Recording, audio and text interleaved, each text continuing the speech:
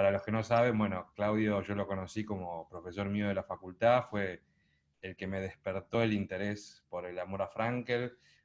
Nos conectó en primer lugar su obra de teatro, y a partir de allí comenzamos a trabajar juntos desde el año 2009, que se estrenó la obra en tiempo de... Iba a decir en tiempo de pandemia, pero no era de tiempo de pandemia, era en tiempo Parecido. de la gripe porcina, que se cerraron los teatros, ¿se acuerdan? Así que al parecer la logoterapia se reinventa un poco en la historia mía personal en los momentos ¿no? Particulares. Pero bueno, nada, y además la realidad es que, bueno, Claudio, además de ser uno de las personas que más sabe de logoterapia y que más ha puesto la logoterapia en el foco de su carrera y en el foco de difundirla y de promoverla, también ha tenido el privilegio de compartir algunas anécdotas con Frankel. Para mí, de las biografías que leí de Frankel, la de Claudio es la que más corazón tiene. Vieron que, como decía en las enseñanzas de Don Juan, tiene corazón este camino, de las biografías que uno puede leer, además de la autobiografía que hace Víctor en lo que no está escrito en mis libros, que ahí él pone mucho corazón. Digamos, Un hombre llamado Víctor, que es como se llama la biografía que escribió Claudio sobre Víctor, además de que es súper accesible, sigue estando en la editorial San Pablo, ¿verdad? Sí, sí, sí. Sigue Eh, estando Editorial San Pablo. Así que tiene mucho de lo humano en el humanista. Y un poco, bueno, la idea era charlar un poco con Claudio, pero más de que una clase, que nos cuente un poco, nada, cosas que quizás no se conocen tanto en relación a cómo llegó a la logoterapia, qué cosas fueron lo primero que le gustaron. Yo algunas cosas ya sé, pero quería que lo comparta con ustedes. Claudio, te cuento que arrancamos hace 2 semanas el curso. Ya estamos embarcándonos en muchos temas, muchas situaciones complicadas, difíciles, y mucha gente que tiene ganas de llevar la logoterapia a distintos ámbitos como la educación, como ámbitos psicológicos, y distintas profesiones. Y mucha gente, obviamente, que ha tenido la experiencia de haber leído El hombre en busca de sentido, haber generado una semilla en ese momento y querer ahora quizás profundizarlo un poquito más. Pero bueno, me voy a callar porque así no perdemos más. Así que bueno, primero nada, agradecerte por estar acá presente, por siempre estar acompañando. Y bueno, contarnos un poco. En realidad creo que la idea sería como hacer un poquito más como si fuera un intrusos de Víctor Frankl, ¿viste? Como sería como, ¿no? Porque uno lo ve a Frankel, ¿no? Y cuando hablamos, ¿no? Del repertorio de posibilidades de Frankel o de personas como Mandela, eh, y quiero que nos hables también de tu amor por Batman, también, y por el Chapulín Colorado, que no hay un repertorio extraordinario en la vida de Frankel. Entonces creo que a veces cuando lo idealizamos tanto a Frankel, ¿no? Con su fortaleza para atravesar todo lo que vivió, también es como que nos pone en un lugar cómodo, ¿no? Él que hizo algo tan grandioso y nosotros, bueno, no, nosotros no Claro, somos Frankel, ¿no? claro. Eh, pero bueno, y nada, y un poco cómo lo conociste vos y lo que Bien. quieras compartir. Bueno, en principio, buenas tardes a todos. Realmente me pareció fantástica la idea que han tenido Facundo y Chacho eh, en un tiempo en el cual mucho se ha hablado de Víctor Frankl y particularmente del hombre en busca de sentido, ¿no? Inicio de la cuarentena en el mundo, posiblemente fue uno de los libros que más se ha leído por esta cuestión de el campo de concentración, y esta sensación que hemos tenido todos de ser prisioneros de alguna manera impuesta, ¿verdad? Eh, y me parece que una actividad como esta, donde hablamos de la creatividad y donde vamos a volver ahora un poquito, si ustedes quieren, claro, sobre la vida de Víctor, es importante. Con el hombre en busca de sentido, nosotros a lo mejor pudimos ingresar a la cuarentena y hasta transcurrirla, pero está llegando un momento de salir de la cuarentena. y entonces tenemos que ser el hombre en busca de la nueva normalidad famosa, ¿no es cierto? Entonces esta creatividad tiene que estar al servicio de eso, ¿no? Del salir. Después, si quieren, charlamos un poquito de eso. A Chacho, sí es cierto, nos conocemos hace muchos años, hemos hablado mucho de Frankl, y el musical es una muestra, ha sido también algo que fue recreándose con el paso del tiempo, y creo que tiene que ver con cómo Chacho fue avanzando en la logoterapia también, ¿no?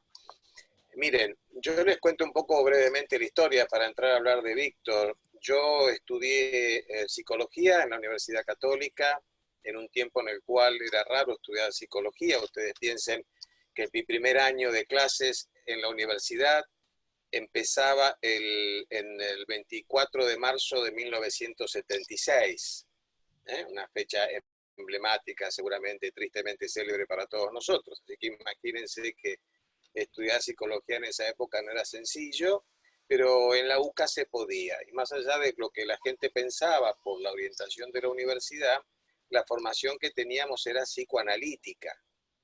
Era raro que se estudiara psicología sin estudiar psicoanálisis, como el marco casi único. Saben ustedes que Buenos Aires sigue siendo hoy la capital del psicoanálisis, conjuntamente con París, ¿no? Es el único lugar donde se sigue practicando el psicoanálisis de manera ortodoxa todavía en muchos lados, cuando en el resto del mundo ya se habla del psicoanálisis como parte de la historia de la psicología, no como la vigencia. Pero bueno, en ese contexto estaba estudiando y llegando a cuarto año, empezando cuarto año de la carrera, tercer, cuarto año por allí, estaba decepcionado porque con la ingenuidad mía de ese momento pensé que ser psicólogo era ser psicoanalista, no había alternativa. Y la verdad que la cosmovisión freudiana no me cerraba, el concepto de hombre no me cuajaba, y si ser psicólogo era hacer eso que hacía un psicoanalista en el consultorio, no era para mí, me había equivocado de vocación entonces. Y estaba en esa crisis de dejar la carrera y me crucé con una persona que hasta el día de hoy es mi maestra en muchos sentidos, que es la licenciada Marta Iglesia, la persona que yo creo que más sabe de logoterapia en realidad es Marta, y ella me escuchó en mis tribulaciones del momento y me dio para leer un libro. Curiosamente no fue El hombre en busca de sentido, que es el libro con el que todos descubren a Frankl, sino un libro de un colega italiano que falleció hace unos años, Eugenio Fisotti. Posiblemente el doctor Fisotti y la doctora Elizabeth Lucas son los dos primeros grandes discípulos de Frankl. Y ese libro de Fisotti se llama De Freud a Frankl. Me resultó curioso el título, lo leí, y de alguna manera, como dice el chavo, dije, bueno, así pues sí, ya esto ya es otra cosa, y si yo puedo ser psicólogo de esta manera. Y así fue que me dio un envión enorme, y esto habrá sido en el año 78, fíjense cuántos años ya, ¿no? Por eso yo llevo ya más de 40 años en la logoterapia, porque fue mi escuela de toda la vida, ¿no es cierto? Y así me conecté con Frankl. Mi segundo libro fue El hombre en busca de sentido, y luego ya fue una historia para mí magnífica, al lado de Marta Iglesia, y a través de ella tuve ocasión de conocerlo a Víctor Frankl, tener trato directo con él, mucho como era antiguamente a nivel epistolar, ¿no es cierto? Ustedes piensen que yo les estoy hablando del 78, y Frankl regresó a Buenos Aires en el año 85, ¿no? Así que fueron 6 o 7 años en los cuales a través de Marta yo tuve la posibilidad de estudiar mucho, de aprender al lado de ella y de conectarme con él a través de cartas, como era antes, con toda esa emoción que significa escribir, llevarla al correo, enviarla, contar los días si ya habrá llegado o no, ilusionarme que a lo mejor, qué sé yo, al tipo le resulte más o menos interesante contestar, y contesta, y de repente la sorpresa, ya no sé cuántos días llega la carta de Viena con su respuesta, y así empezamos a tener contacto, y afortunadamente tuve ocasión de tenerlo hasta el año 97 cuando él fallece, y de haber conocido a toda su familia. Al día de hoy tengo contacto particularmente con Eleanor, que es la viuda de Frankl, ¿no? La segunda esposa de Víctor. Y así, bueno, fue mi historia conectado con un hombre que, tomando lo que decía Chacho, yo siempre trato de dejarles en claro a todos esto, ¿no? Y por eso el libro se llama Un hombre llamado Víctor. Víctor fue un hombre ordinario, que tuvo una vida extraordinaria. No fue un hombre extraordinario, fue un hombre ordinario, quiero decir, un hombre común y corriente, como cualquiera de nosotros. Y por eso su valor testimonial es poderoso. Si él hubiera sido un hombre extraordinario, su vida no me sirve a mí, porque yo no soy extraordinario. Y diría que bueno, los hombres extraordinarios pueden, yo no. Teresa fue una mujer ordinaria que tuvo una vida extraordinaria.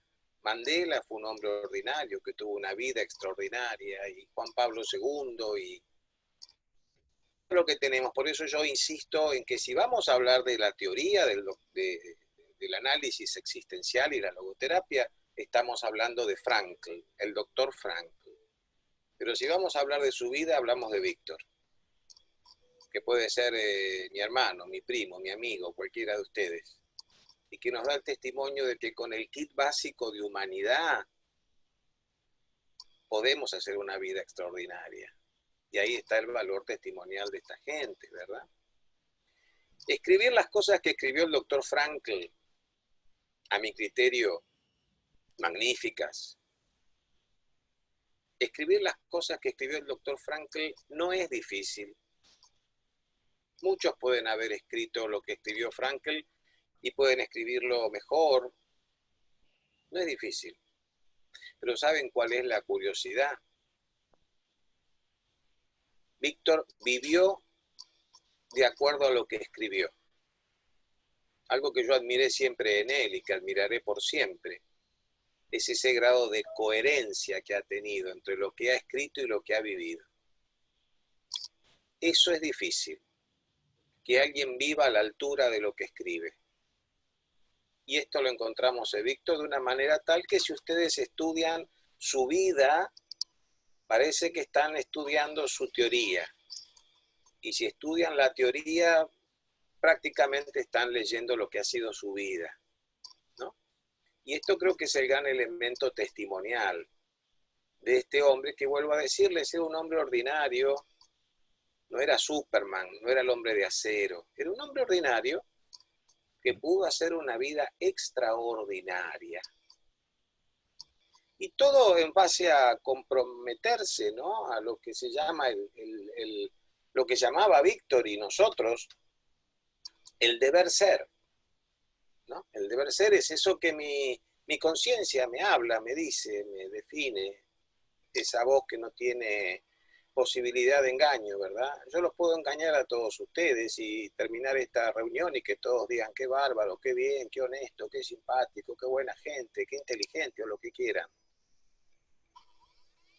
Pero si yo no soy honesto, mi conciencia me dice, no, pará, a ver, Claudio, a mí no me vas a engañar, ¿verdad? Eso es lo que dice mi conciencia. Y lo que hizo Franklin fue escucharla permanentemente. Si quieren, hay una anécdota en este sentido, Chacho la conoce muy bien, tal vez ustedes, que da cuenta de eso, ¿no? Ustedes saben que Víctor, claro, si quieren después vamos más cronológicamente con su vida, pero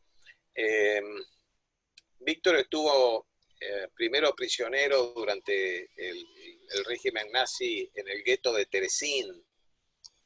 El gueto de Terezín está a 1 hora de Praga y era la antesala de Auschwitz. En el gueto de Terezín, el único beneficio, digamos, era que la familia estaba toda unida. En los campos de concentración ya no. Pero vivían hacinados. Ustedes piensen que Terezín era una una villa que la familia real originalmente había construido para la gran emperatriz María Teresa de Habsburgo, ¿no? Del Imperio Austrohúngaro. Era su villa de verano y tenía capacidad para 4.000 personas, una villa grande. Pero durante la deportación en Terezín vivían 400.000 personas. Fíjense el estado de hacinamiento en el que estarían, pero por lo menos estábamos juntos, ¿verdad? Y luego él es trasladado a Auschwitz, pasa por distintos campos de Auschwitz y terminando, ya a punto de terminar la guerra, cuando el ejército ruso avanza y el ejército alemán se tiene que ir replegando del frente oriental, no solamente se repliega el ejército, sino los campos de concentración que estaban en Polonia, por ejemplo, tienen que ir replegándolos. Algunos prisioneros caminando terminan muriendo, como puede ser el caso de Ana Frank, por ejemplo, y otros eran trasladados en tren, como fue el caso de Víctor, y es trasladado a Dachau en Alemania. Allí estaba también el padre Kentenich, si alguno conoce el movimiento de Joenstadt, ¿no? Allí también estaba el padre Kentenich de prisionero, liberado el mismo día que Víctor finalmente. Y cuando llega a Dachau, el campo estaba en estado deplorable. Ustedes saben que la guerra termina con una epidemia de fiebre tifoidea en toda Europa. Y el campo estaba lleno de moribundos enfermos de tifus. Y entonces a Víctor le plantean, bueno, correcto, que siendo médico se haga cargo de la salud de sus camaradas. Ustedes saben que los alemanes tenían la idea de que a esos asquerosos judíos no lo vamos a tocar nosotros, ¿verdad? Que se toquen entre ellos en tal caso. Y entonces había un médico judío el que se tenía que hacer cargo, sin agua potable, sin alimentos y sin medicinas. Y Víctor se hace cargo. A las pocas semanas de estar en Dachau, los oficiales reúnen a los prisioneros que estaban de pie, los poquitos que podían estar de pie, y les dicen más o menos esto. Los aliados están cerca. En pocos días van a llegar hasta el campo y lo van a liberar. Lo que quiere decir que la guerra ya terminó. No tiene sentido que conservamos este formato de campo de concentración, de modo tal que vamos a hacer lo siguiente. Este camión que está aquí es el único que está útil. Vamos a abrir la puerta. Los que se quieran ir, súbanse al camión y váyanse. La guerra ya terminó. Imaginen ustedes lo que habrá sido para esa gente encerrada en el infierno, que el propio diablo les abra la puerta. Lo que habrá significado para ellos, sin dudarlo, se treparon al camión, ¿verdad? Y le dijeron a Víctor que lo haga. Víctor, sin embargo, dijo que no, porque él estaba cuidando a sus pacientes. Y entonces le dicen, pero Víctor, se están muriendo, no tenés medicinas, vos estás empezando a tener síntomas de tifus. Entonces se arrancan y Víctor no quiere subir a él y entonces le dicen, ¿por qué? Y él ahí dice un principio que le decía, para nosotros es una regla, los logoterapeutas, inviolable, ¿no? Él dijo, todo médico tiene la obligación de curar y cuando no puede hacerlo, tiene que asumir la responsabilidad de acompañar al que sufre en su sufrimiento. Si yo no los puedo curar, los voy a acompañar en su sufrimiento. Por eso me quedo. Y se quedó. Efectivamente, a los pocos días llegó el ejército americano a liberar el campo de Dachau y se encontró con un tendal de muertos y una cantidad de moribundos, entre los cuales estaba Víctor, y lo llevan a Múnich. Y allí la Cruz Roja del ejército americano tarda aproximadamente 2 semanas hasta que él puede restablecer su salud. Y cuando recupera su salud, lo primero que hace es preguntar por sus camaradas del camión. Supuestamente habían ido con el camión hacia el encuentro del ejército americano. ¿Dónde están para reunirnos y celebrar que hemos sobrevivido? y ahí se entera que ese camión fue dinamitado en las afueras de Dachau y todos murieron. En rigor de verdad era una trampa que habían hecho los alemanes.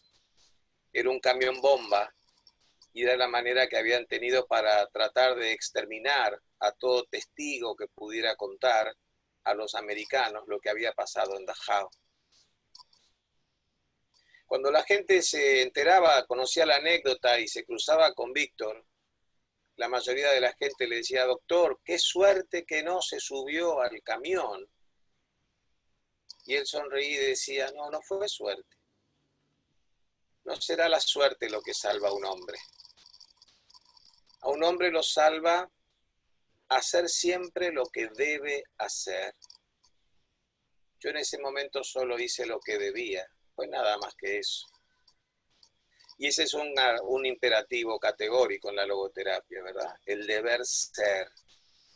Esa conciencia que me dice, haz lo que quieras, pero deberías hacer esto. Y ahí está el debate interno, ¿verdad? Y entonces la vida extraordinaria de Frankl, decíamos esto, tiene que ver con un hombre que fue coherente, fue honesto.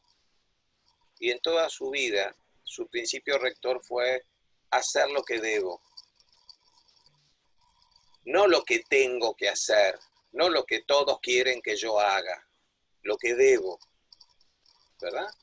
Bueno, y esta es un poco la clave de su vida extraordinaria, ¿verdad? Haber hecho lo que debía.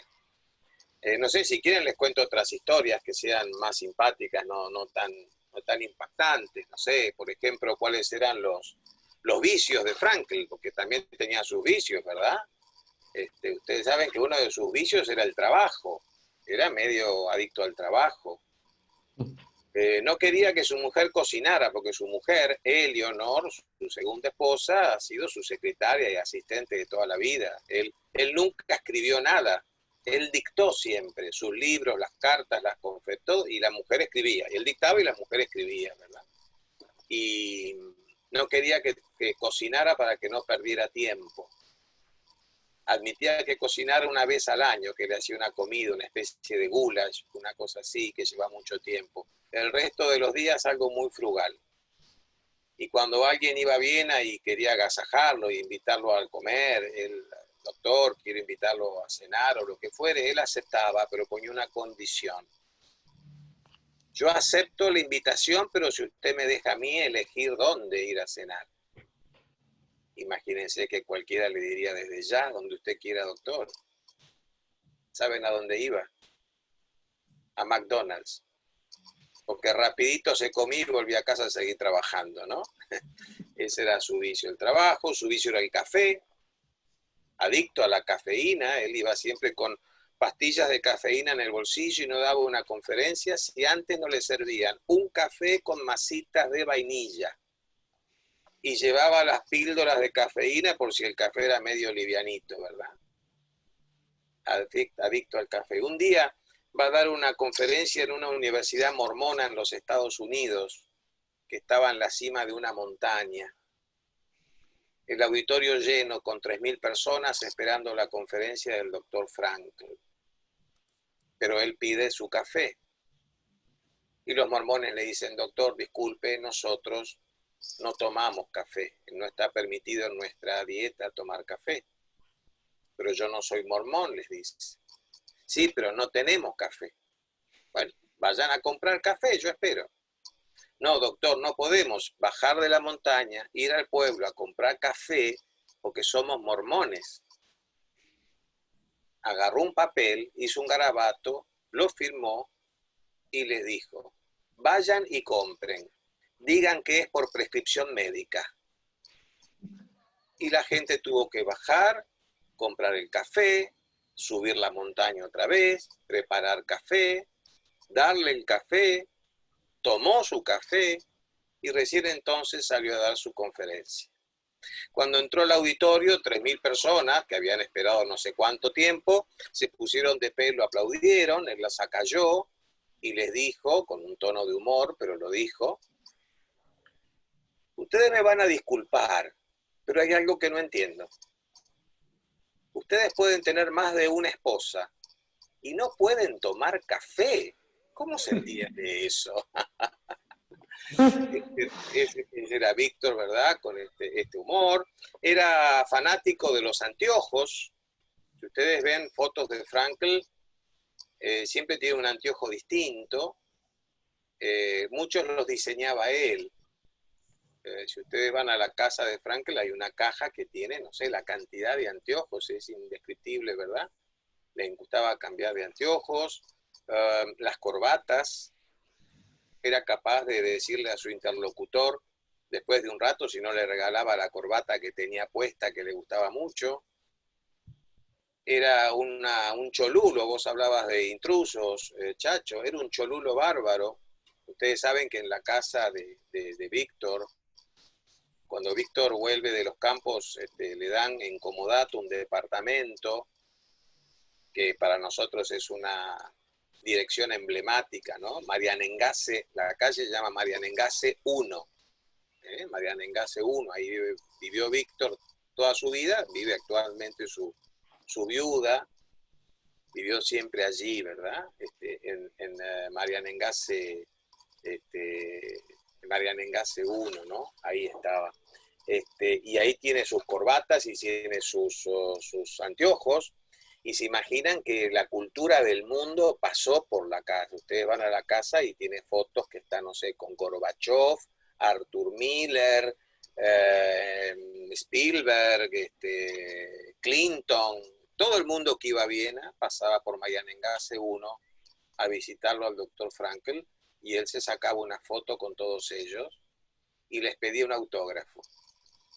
Entonces tiene toda una caja, su viuda, llena de papelitos con autógrafos, que bueno, si no sé qué harán cuando no esté más él o no con esa caja, ¿verdad? Pero es una cuestión, era cholulo,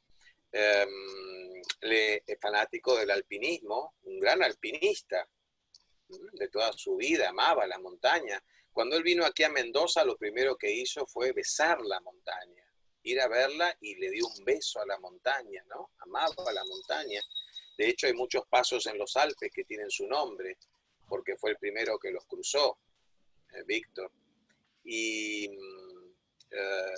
tan fanático era amaba la montaña, que cuando tenía una agenda profesional y una agenda de alpinismo, que respetaba una como la otra. Y un día fue un equipo de la BBC de Londres a hacerle pasaba por Viena y le pidió hacerle un reportaje. Y él dijo, no puedo el sábado porque voy a escalar. Pero doctor, es el día que vamos a estar en Viena. Y sí, pero yo voy a escalar. ¿No puede escalar otro día? No, porque tengo en mi agenda apuntado que el sábado voy a escalar. Pero quisiéramos hacerle una nota. No tengo ningún problema. A tal hora, en la cima de la montaña. Y el equipo de la BBC tuvo que escalar la montaña para hacerle la nota, si querían hacérsela, en la cima de la montaña, porque él el sábado escalaba. Escaló hasta muy mayor. Piensen ustedes que él queda después del campo con un problema de salud serio, una cardiopatía, de hecho se murió del corazón cuando se murió, y tuvo unas cataratas,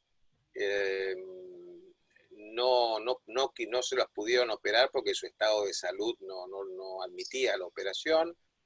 De hecho murió prácticamente ciego del corazón. Y él seguía escalando.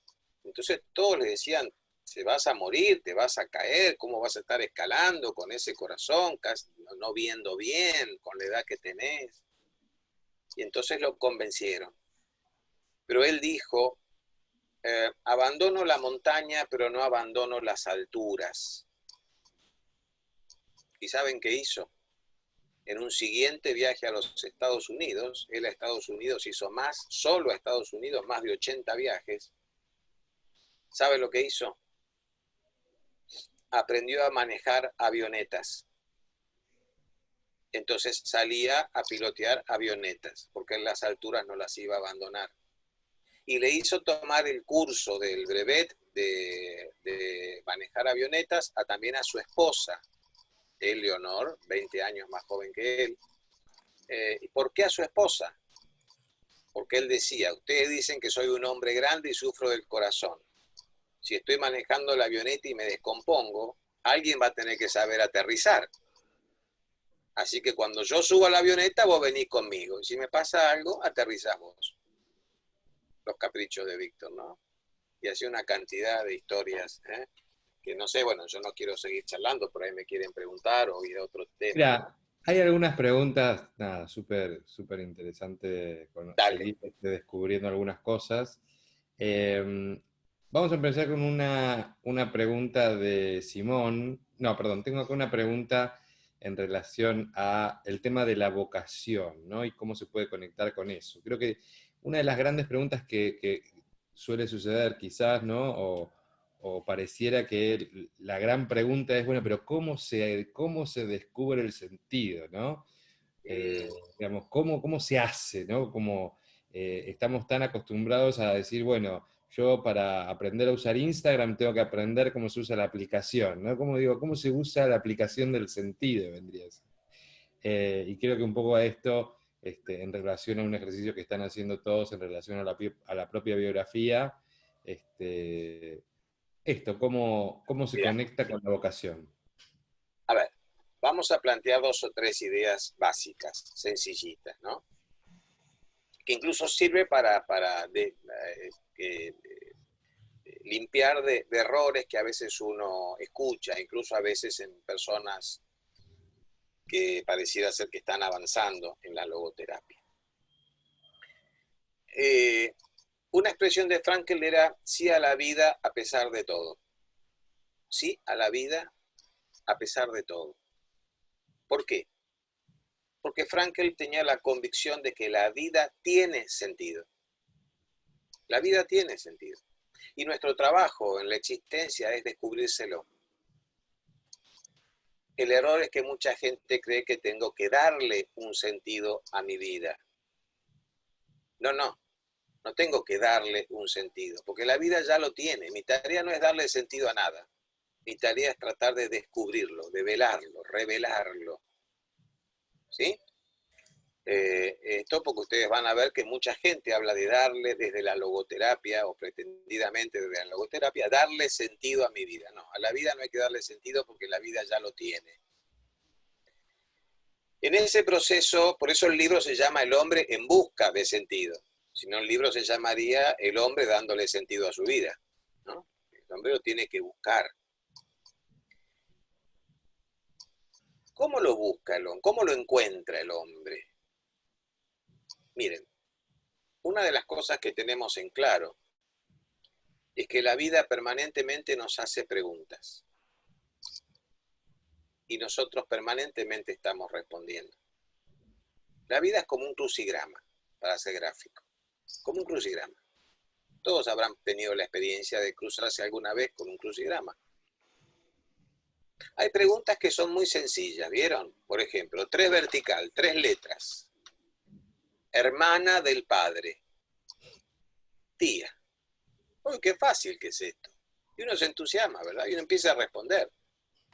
Pero no todas las propuestas del crucigrama son tan sencillitas, ¿no? Algunas son más complicadas. Algunas tengo que pensar un poquito más. Algunas pido ayuda. A veces me enojo con el crucigrama, porque dice Dios griego del trabajo. Y uno dice, y empieza a tirar uno todos los nombres de dioses que conoce, griegos, el germánico, no importa, uno tira nombre. Y uno se enoja porque dice, che, ¿existirá el dios griego del trabajo? Yo nunca Está lo mal el escuché. crucigrama. Acá hay un error, está mal el crucigrama, ¿no es cierto? Este es un error. Hay preguntas que se resuelven solas, porque fui resolviendo otras y se me resolvió y se me llenaron las casillas, ¿verdad? En algunas pido ayuda, che, ¿qué te parece? A veces trato de hacer trampa, trato de espiar un poquito las respuestas del final. Pero siempre todo crucigrama tiene una respuesta difícil, que cruza toda la cuadrícula, ¿verdad? Y que si no la resolvemos no podemos seguir. La vida de cada uno de nosotros es como un crucigrama y nuestra tarea es resolverlo. Hay respuestas que no son sencillas de dar. Algunas nos cuestan un poquito más. A veces tenemos que pedir ayuda. A veces hacemos un poquito de trampa también. Y a veces nos enojamos con el crucigrama. Esto está mal. Acá sobra una casilla. Acá hay una casilla de más. Esto hay un error. Seguro que es así. Hasta que uno acepta que no hay error. Así como vamos respondiendo el crucigrama, vamos encontrando el sentido de algunas situaciones en nuestra vida. Después que las vivimos, nos damos cuenta. Después de vivido, miro para atrás y digo, ah, de esto se trataba.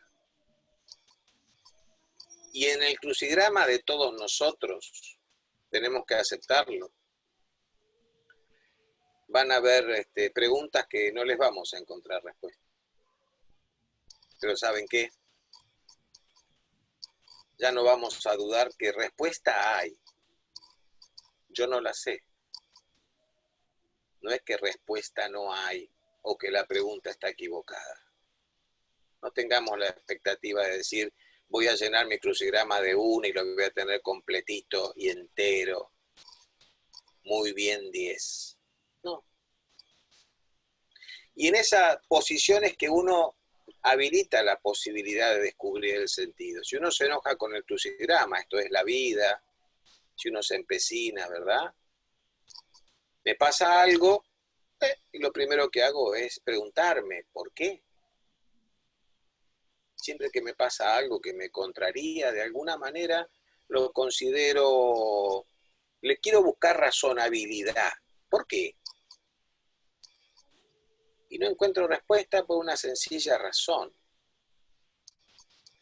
La vida no se realiza por la lógica racional.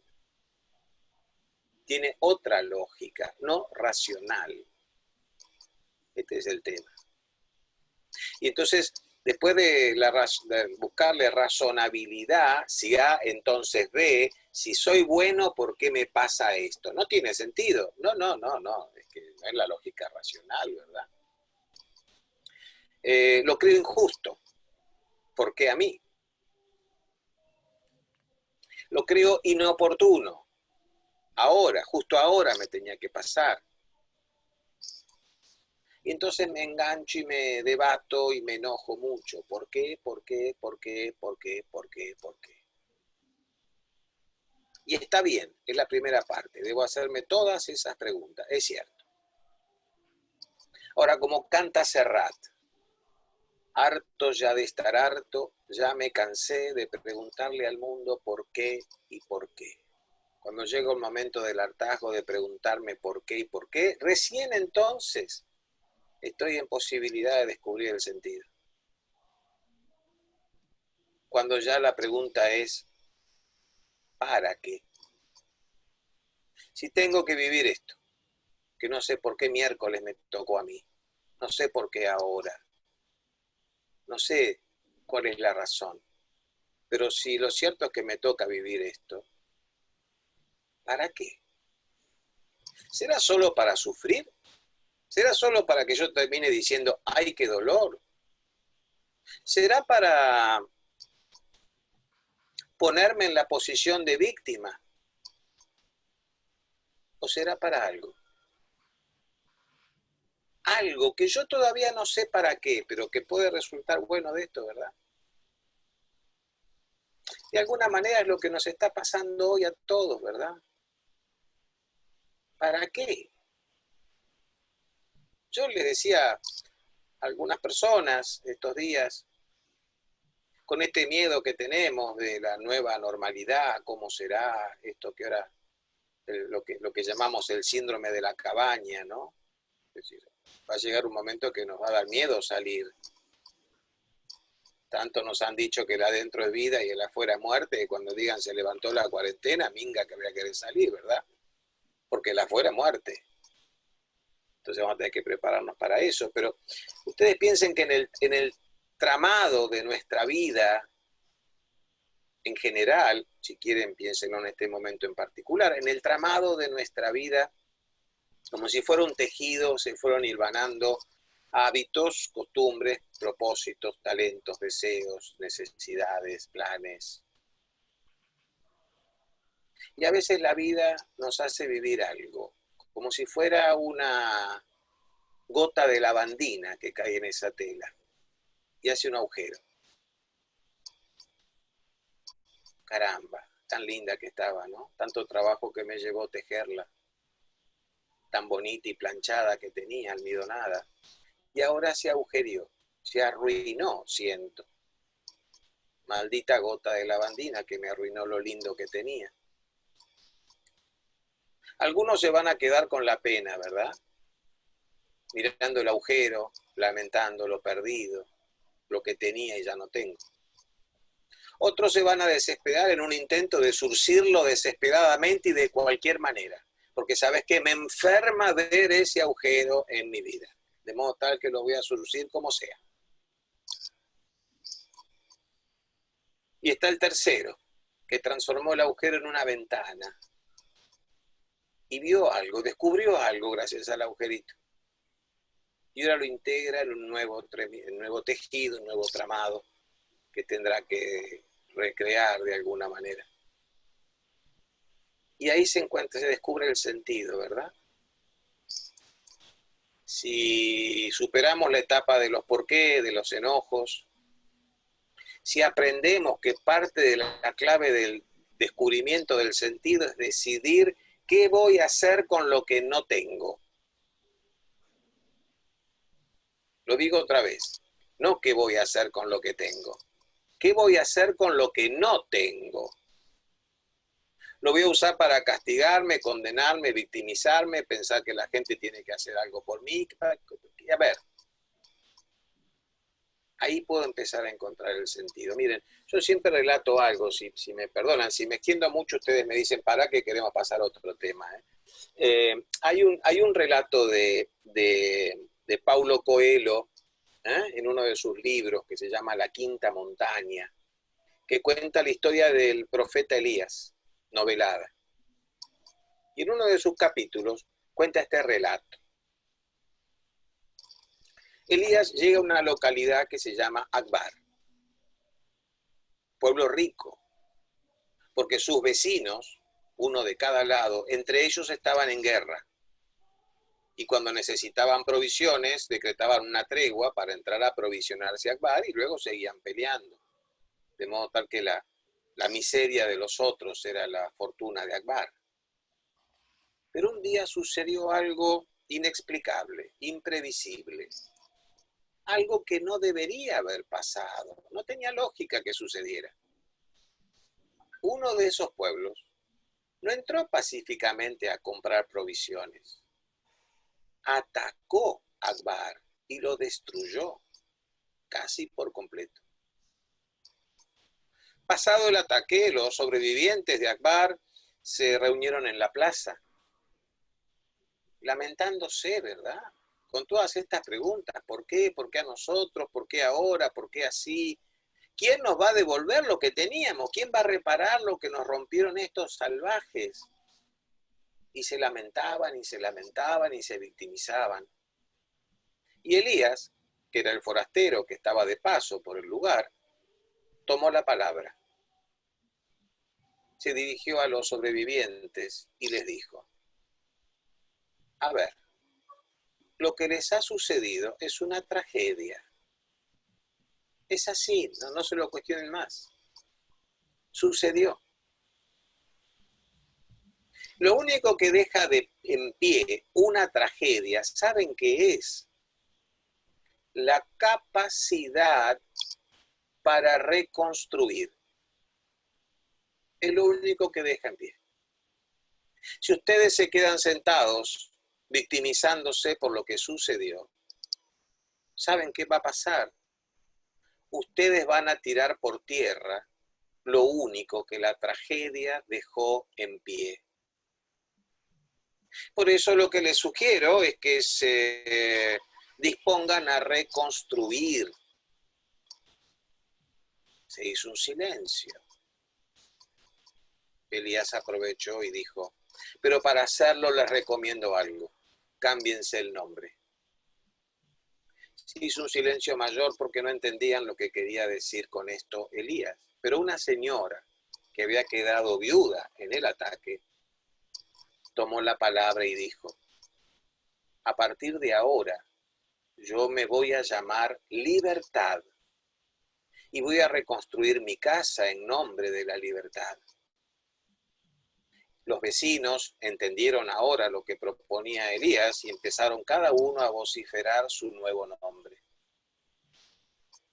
Un niño de 5 años pedía la palabra y nadie se la daba por pequeño, pero Elías lo vio y entonces hizo silencio para escucharlo.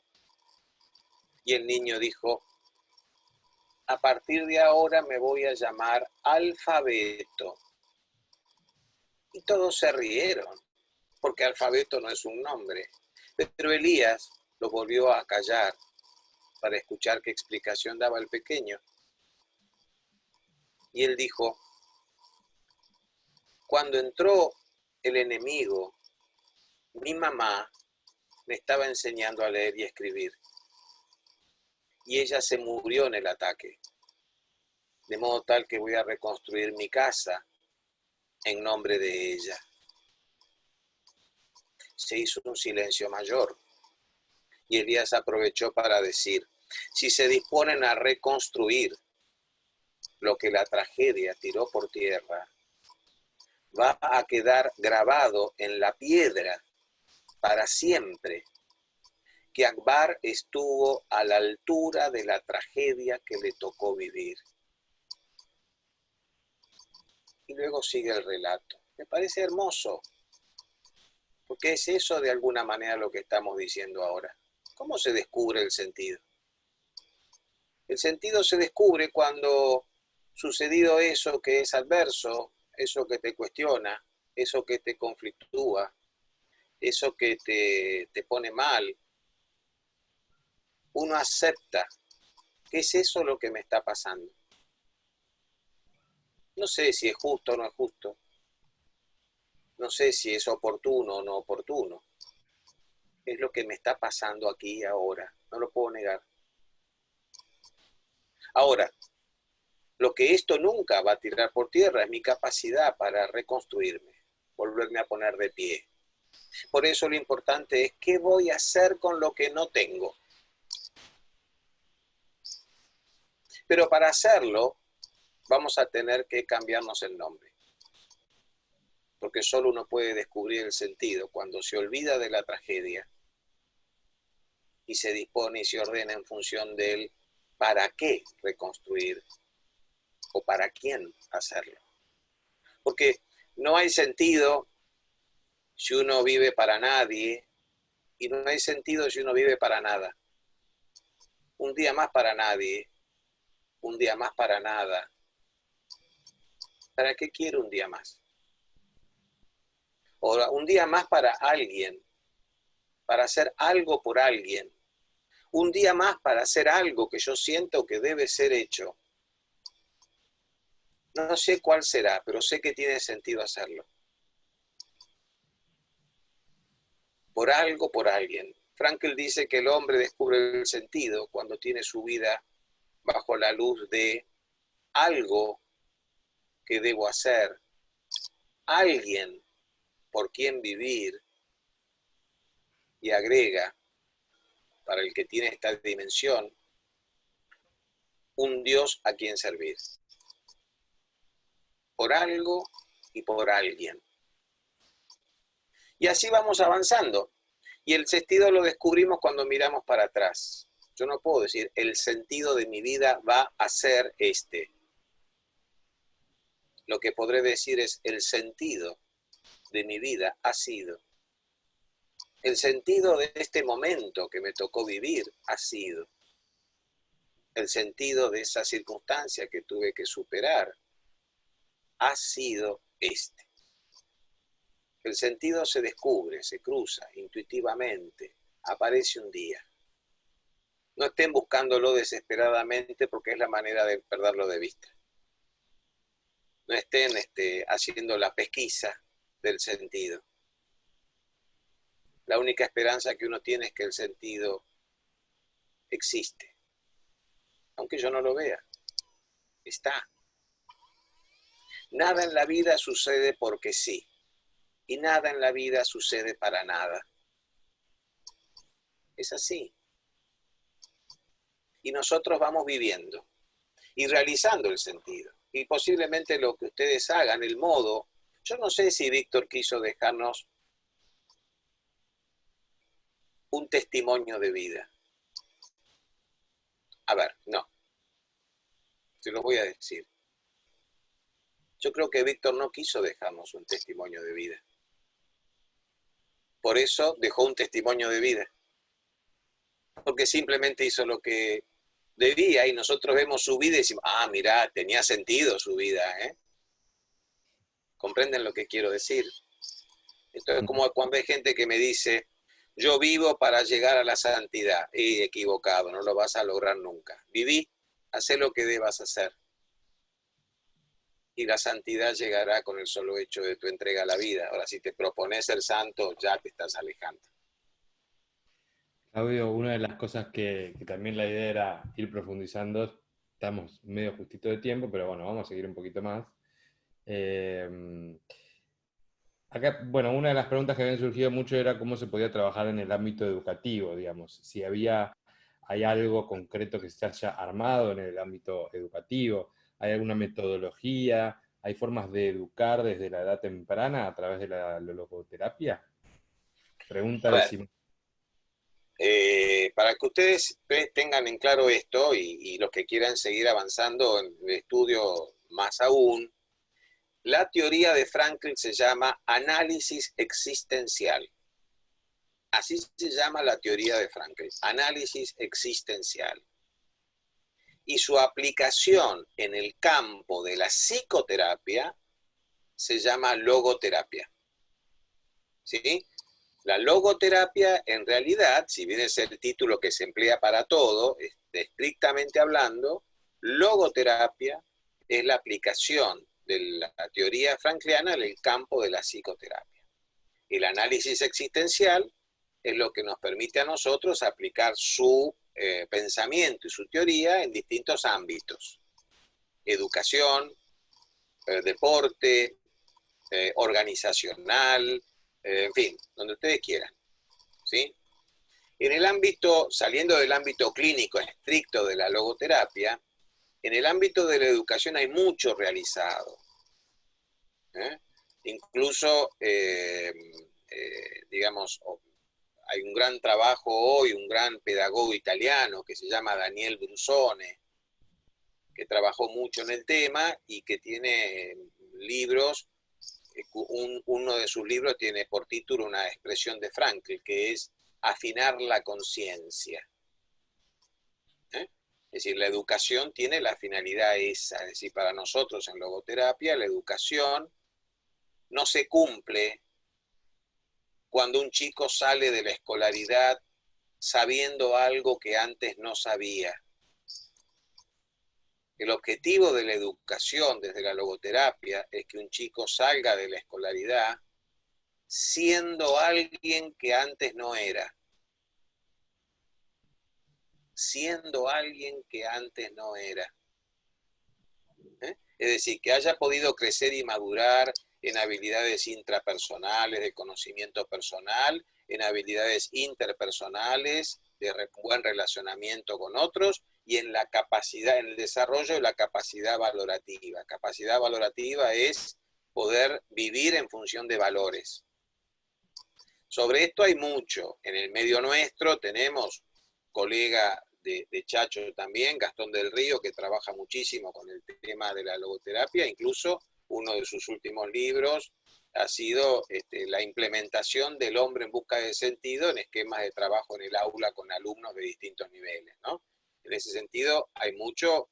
Después, bueno, a través de Chacho yo les puedo hacer llegar bibliografía y contactos.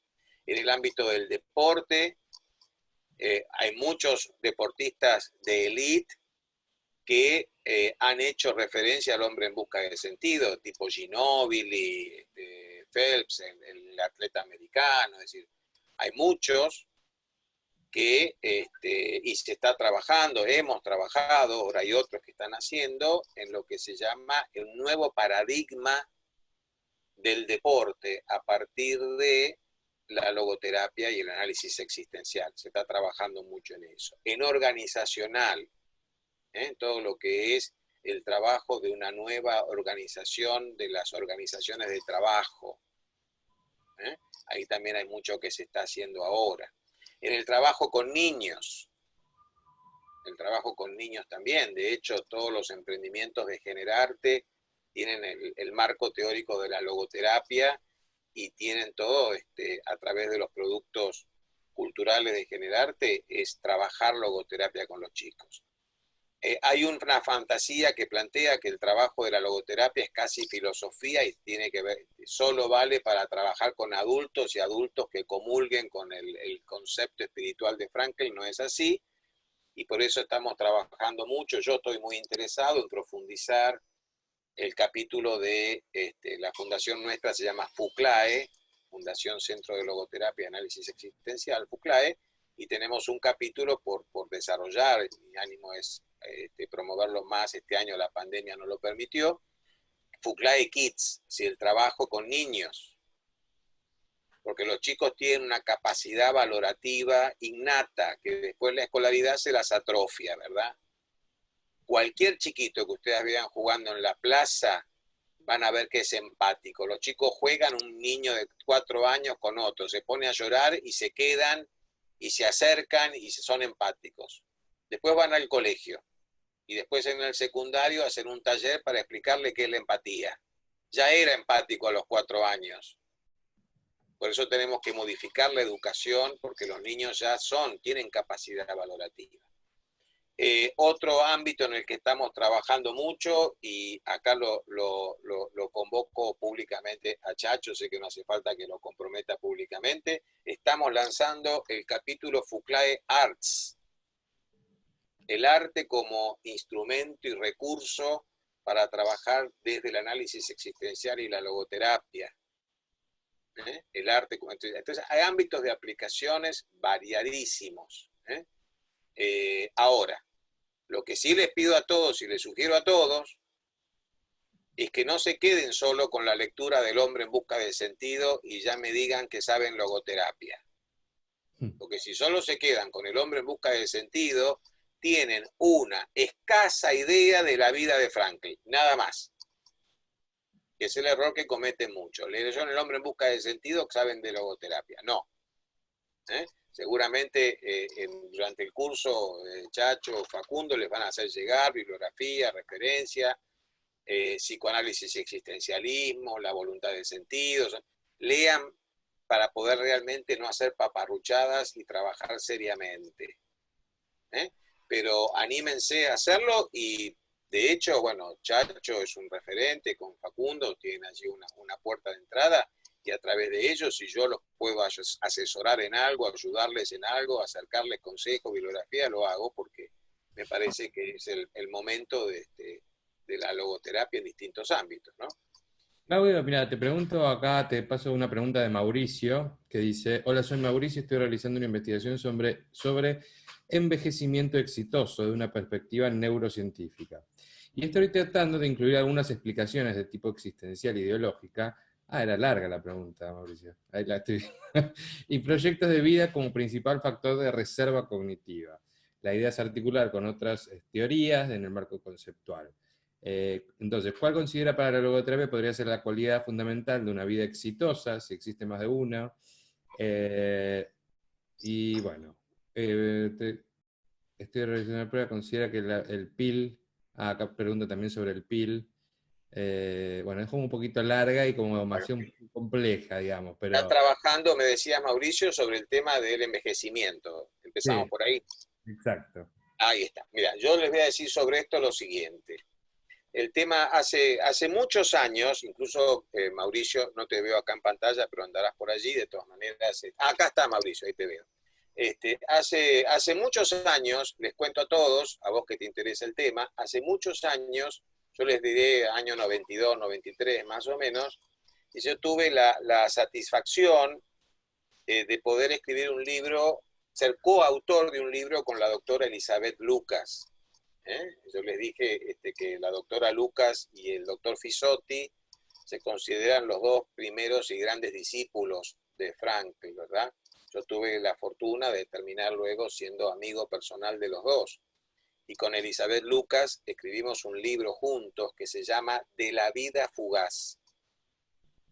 En ese libro que escribimos con Elizabeth Lucas, yo propongo una tesis para comprender el envejecimiento, el proceso del desarrollo. Es como un principio de psicología evolutiva desde la logoterapia, que se llama proceso de maduración no ética, donde allí se plantea que, en definitiva, contrariamente al concepto que tiene la ciencia, y es que la vida se va consumiendo, y por eso entendemos que la vejez es una desgracia, es la edad de todas las pérdidas, es un bochorno envejecer, ojalá morirse joven porque llegar a viejo es un bajón, y la vida... Eso plantea la ciencia, ¿verdad? Incluso nos llegan a decir que la vejez es una enfermedad progresiva, incurable, irreversible y mortal. Definido así por grandes gerontólogos, ¿verdad? El proceso de maduración no ética que yo presento en ese libro le opone a las ciencias convencionales la idea de que la vida no se consume, la vida se consuma. La vida no se consume, se consuma. Es decir, la vida es la realización de una obra. Es decir, cuanto más viejo, más misión cumplida. ¿Comprenden, Mauricio? ¿Comprenden lo que quiero decir? Bueno, y ese principio del proceso de maduración no ética incluso termina planteando que la tercera edad es la edad más autotrascendente de todas. Y si vos me preguntás cuál es el éxito de una vida, es llegar al punto de la mayor entrega posible. Por eso la tercera es la edad del dar. Por eso el viejo sufre. La primera edad es la edad del recibir. Por eso es importante que estén los padres, los educadores, que me den consejo, amparo, cariño. La primera edad tengo que recibir. La segunda edad, donde están la mayoría de ustedes, es la edad del compartir. Por eso es importante la carrera, salir, los amigos, la pareja, la familia, la vida social, que es la trascendencia, que me conozcan, que es la edad del compartir. Y la tercera, la edad del dar. Si me permiten este ejemplo, porque yo soy muy de analogía, ¿no? Es decir, yo pienso todo en imágenes más que en palabras. Ustedes piensen que un viejo, si me permiten la analogía, es como una teta llena de leche. ¿Qué pasa cuando una mamá tiene su teta llena de leche y nadie se la toma esa leche? La teta se enferma, duele, se pone dura, la famosa y temida mastitis. Duele mucho, ¿verdad? La teta se pone dura, duele, se enferma. Porque necesita vaciarse para que eso no suceda. Y si el bebé no la toma, el viejo es como una teta llena de leche. Cuando tiene tanto para dar y nadie se lo quiere recibir, le agarra una especie de mastitis existencial, digamos. Lo mismo que una teta. Se pone duro, le duele y se enferma. Porque él necesita vaciarse. Por eso la edad plena es esa edad donde tengo todo para dar y lo quiero dar.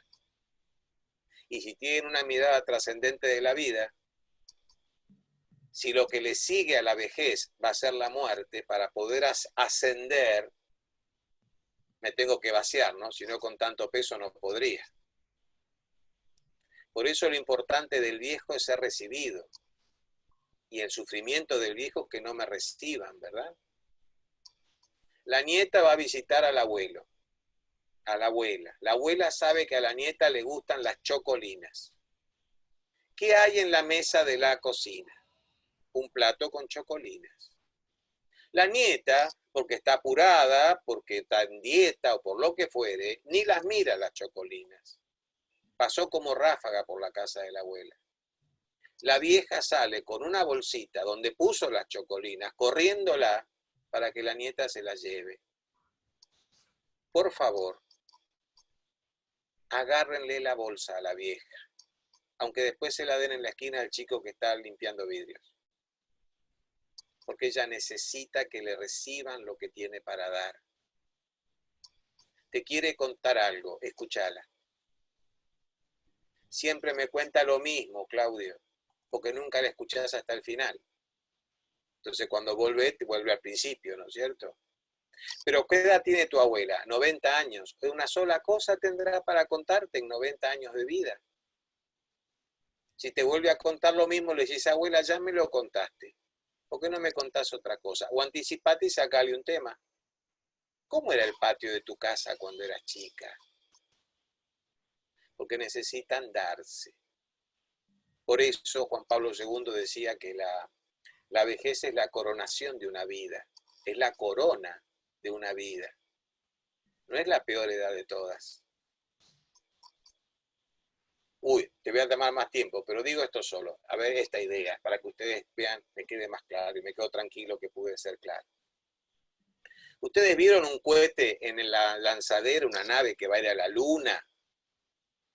La Luna es el objetivo y la misión es ir a la Luna, agarrar unas piedritas y volver a la Tierra. Esa es la misión. Y la nave espacial es, no sé, es un monumento a la potencia. No sé, me dirá cuántos cientos de metros mide, ¿verdad? Y sale. Uy, es una potencia terrible, ¿no? Qué vigor que tiene, qué fuerza.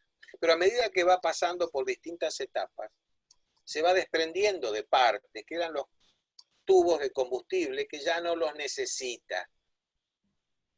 Y que si los mantuviera sería un lastre. Y llega a la Luna, toma las piedritas, vuelve, llega a la Tierra. Cuando llega, eso que partió, que era un monumento, no sé de cuántos pisos y de cuánta potencia, cuando llega tiene el tamaño más o menos de un Fiat 600. Y los 3 astronautas vienen apretaditos, amuchaditos ahí. ¿Ustedes se pondrían a lamentar por la cantidad de chapas que quedaron volando ahí por el espacio exterior? Todos los tornillos que se perdieron, las chapas, los cables. No. Nadie valora lo que se perdió en el camino. Lo que se valora es que la misión fue cumplida. Y celebramos que la misión fue cumplida. No lamentamos los pedazos de chapa que quedaron por el camino. Y esa es la vida. El éxito en la vida es que yo tenga la satisfacción de que pude cumplir en la medida de lo posible mi misión. ¿Para qué lamentarme si yo antes no tenía canas, o si antes no usaba anteojos para ver de cerca, o si antes tenía más vigor y vitalidad? Si eso era lo que necesitaba en otro momento. Lo más importante no es que yo tenga la vitalidad de los 20, la lozanía de los 15 o la potencia de los 18. Lo más importante es que la misión fue cumplida. Eso es el éxito. Por eso la vida se consuma, no se consume. Y esa es la primera clave del envejecimiento. Ahora, si no encontrás de la vida fugaz, si te interesa, hay otro libro mío que se llama Cita a Ciegas, de Editorial San Pablo, y ahí hay algo de ese concepto también en ese libro. Si te interesa el tema de este principio de psicología evolutiva desde la logoterapia.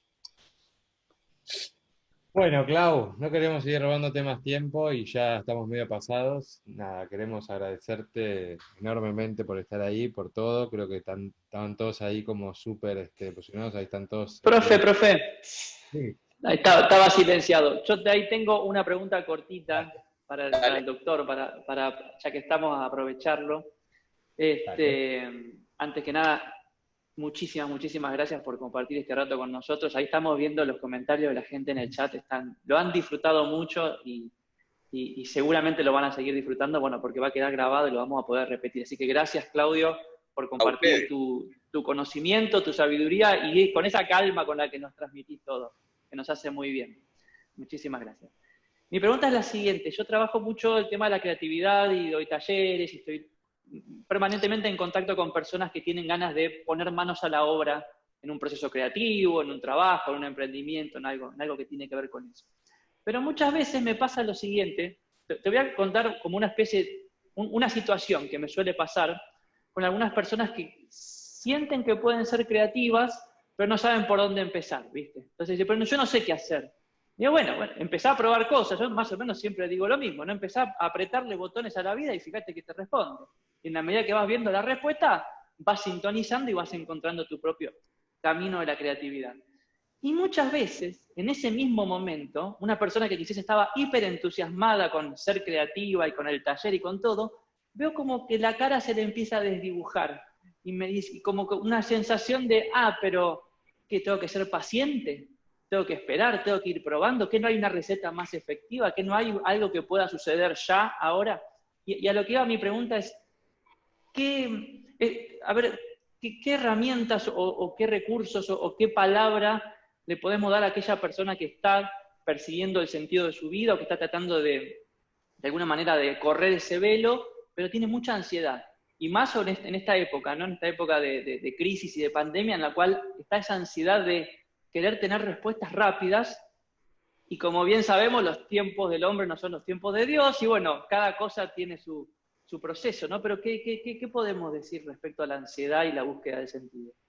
Mira, yo te voy a decir, Facundo, esto, ¿no? Antes, concepto que si no han visto seguramente lo terminarán de ver, que es lo siguiente. Franklin planteaba que para poder descubrir el sentido hay tres caminos que son como la vía regia, ¿no?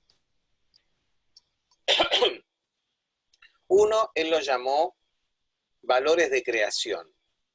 La segunda vía son los valores de experiencia o de vivencia. Y los terceros, los valores de actitud. Valor de creación, ¿qué significa? La posibilidad de poner algo de mí para que el mundo sea mejor. Y esto es muy sencillo, Facundo. Por eso la creatividad no quiere decir ser artista. La creatividad quiere decir, los griegos hablaban de la poiesis, ¿no? La poesía era le decían, la presencia del hombre es poética en el mundo, porque el hombre puede mejorarlo, ¿sí?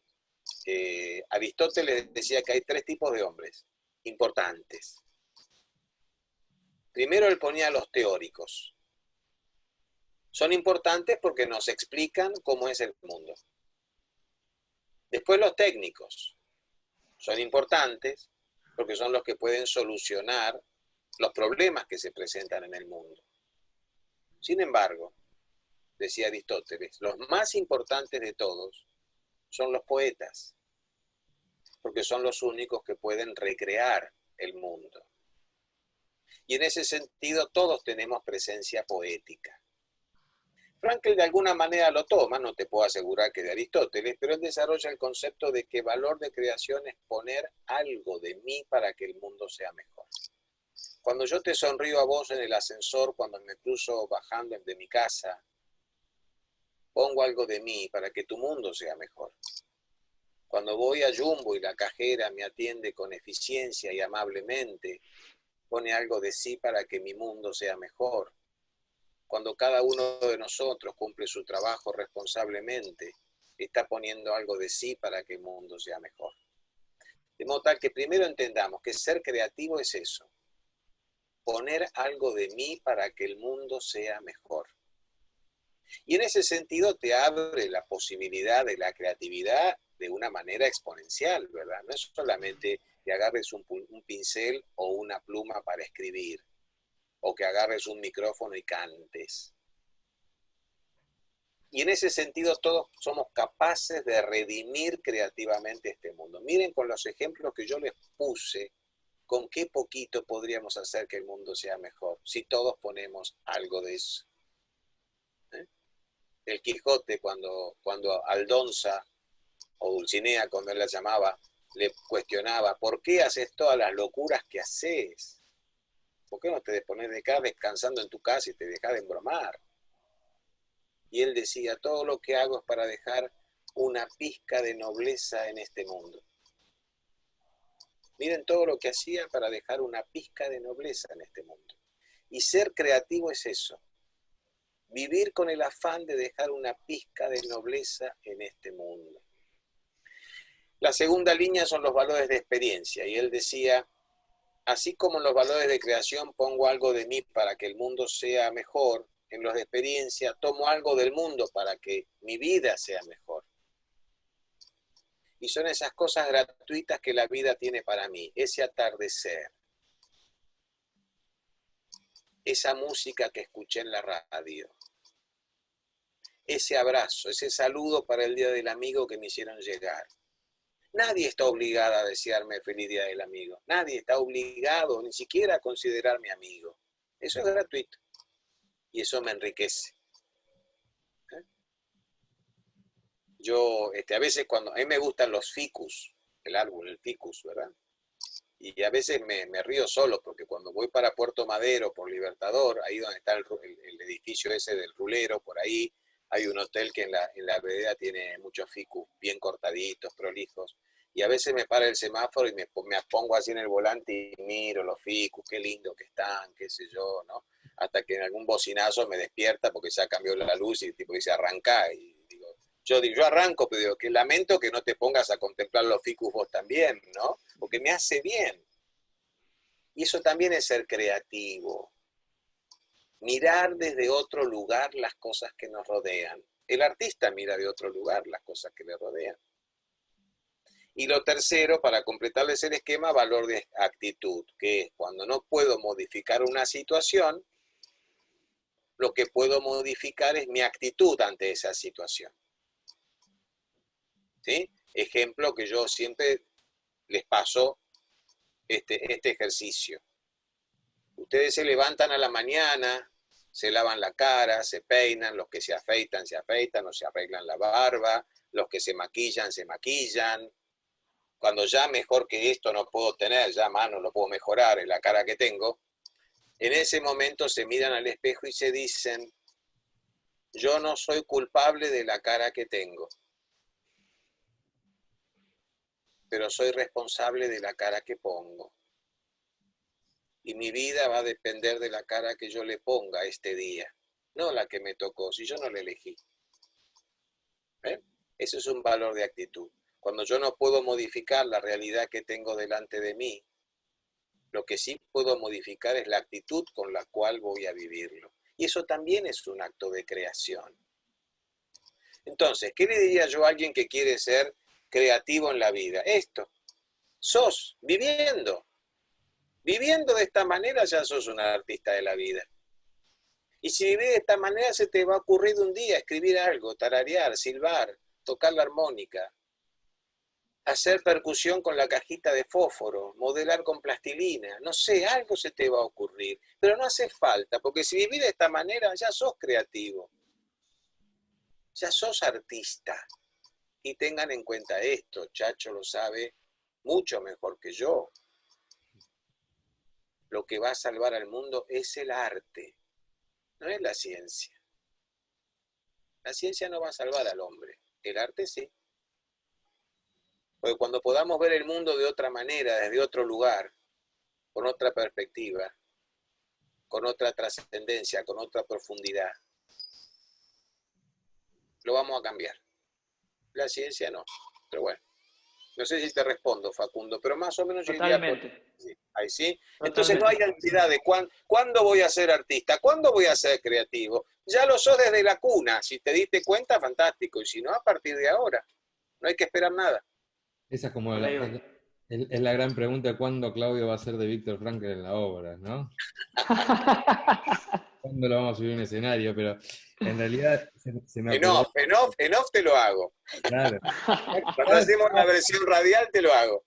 Ya hizo algunas apariciones en off, que nadie se enteró, pero eh, una de las cosas que parecería que tienen en común el arte, un poco para ir cerrando ya, también creo que nos hemos extendido bastante, hay algo se me vino la frase, la famosa frase de Picasso de cuando se inspira, ¿no?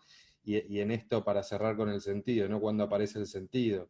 El sentido parecería que aparece como las musas de la inspiración lo visitaban a Picasso cuando estaba pintando, ¿no? Cuando le preguntaban a Picasso, le decían, bueno, para los que no conocen la anécdota, decía, bueno, ¿usted cómo hace para empezar a pintar? ¿No? ¿Usted cómo se inspira? Y él dice, no es que yo necesito la inspiración para ponerme a trabajar. Yo me pongo a trabajar y en el momento que estoy pintando, en algún momento aparece la inspiración. Así. Ni siquiera es como una situación forzada, porque en el momento en que yo quiero forzar algo creativo que como fundamento tiene lo espontáneo, ya es como cuando uno le dice a alguien, sé feliz, ya lo estás obligando a ser feliz. Claro. Es como, ya lo estás condicionando y le estás poniendo una meta que ya es externa y no interna. Claro. Entonces ahí creo que el descubrir el sentido también es un arte. Sin duda, es así, no te quepa dudas. Yo lo que les quiero decir es esto, si quieren que ya cerremos, si ustedes me dijeran, a ver, ¿cuál es el último mensaje que podemos dejar? ¿Vale? Hace muchos años, cuando yo empezaba a dictar un curso de logoterapia y le pedí a Víctor que me mandara un mensaje para mis alumnos. Y él me escribió una carta mandándome un mensaje para los alumnos.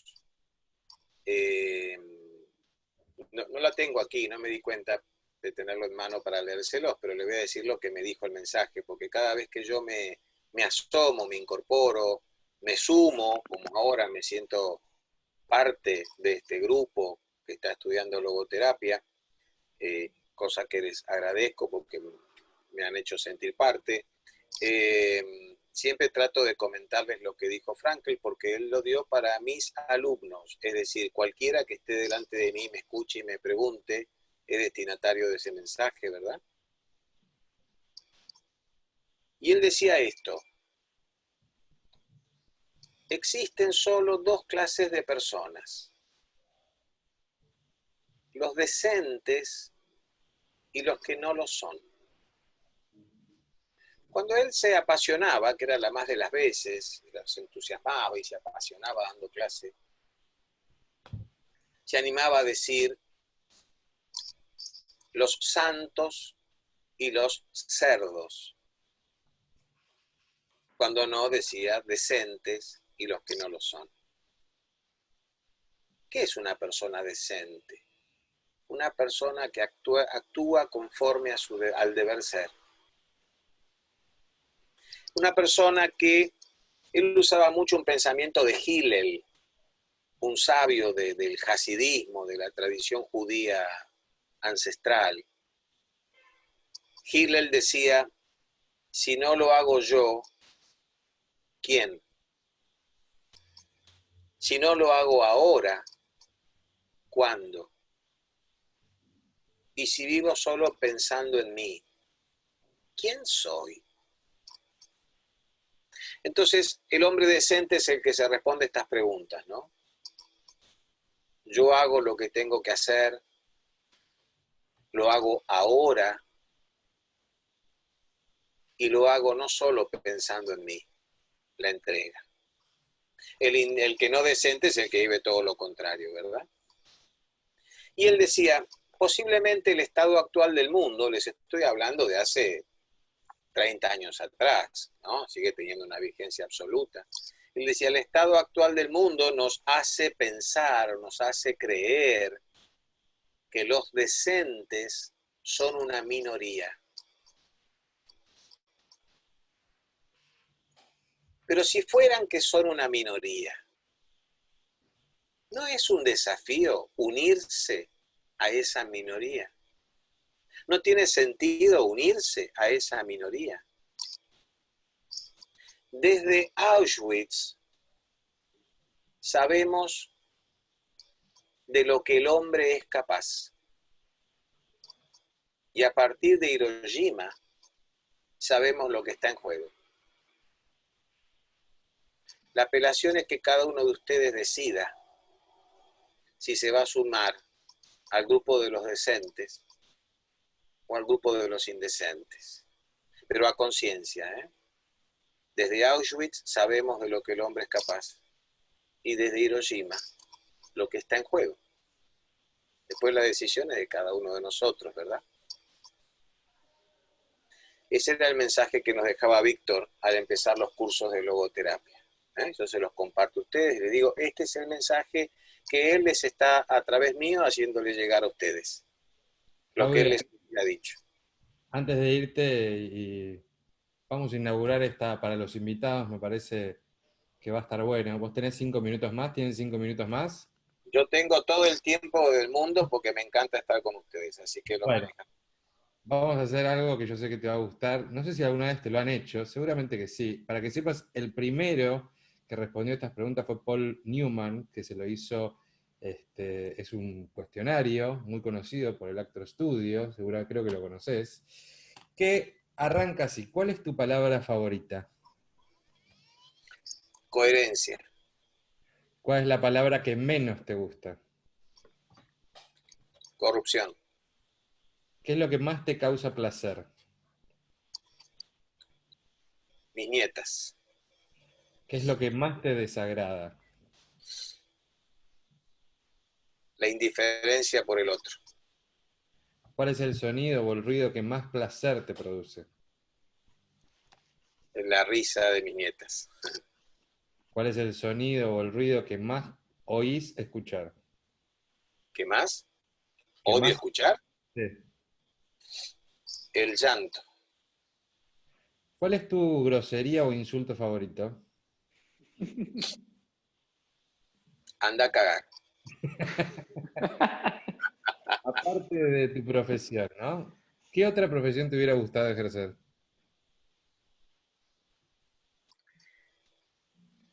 Me gusta mucho pensar, me gusta mucho preguntar, indagar, investigar. Te confieso, no sé si te lo dije alguna vez, de adolescente pensé en ser periodista.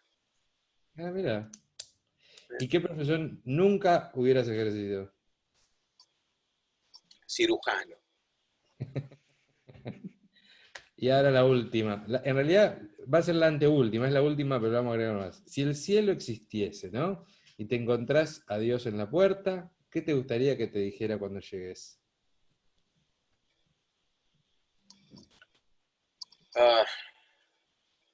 No me decepcionaste. ¿Y si al lado aparece Víctor?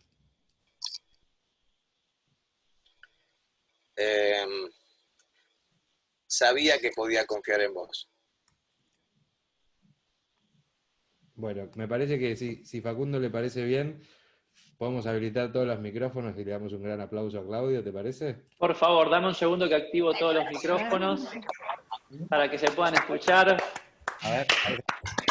Me encantan esos aplausos que...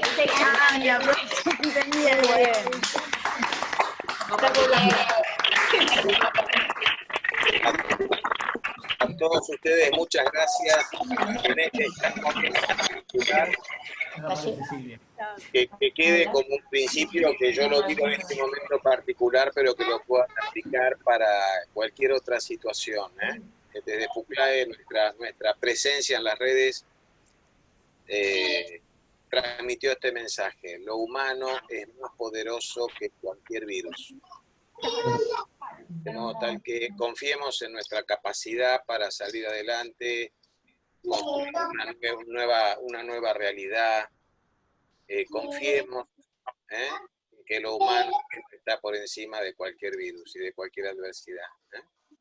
Y les agradezco mucho el momento, me sentí bárbaro, estoy con ustedes todo el tiempo que sea falta, y si me quieren y hay espacio y me invitan otra vez, ya estoy acá sentado.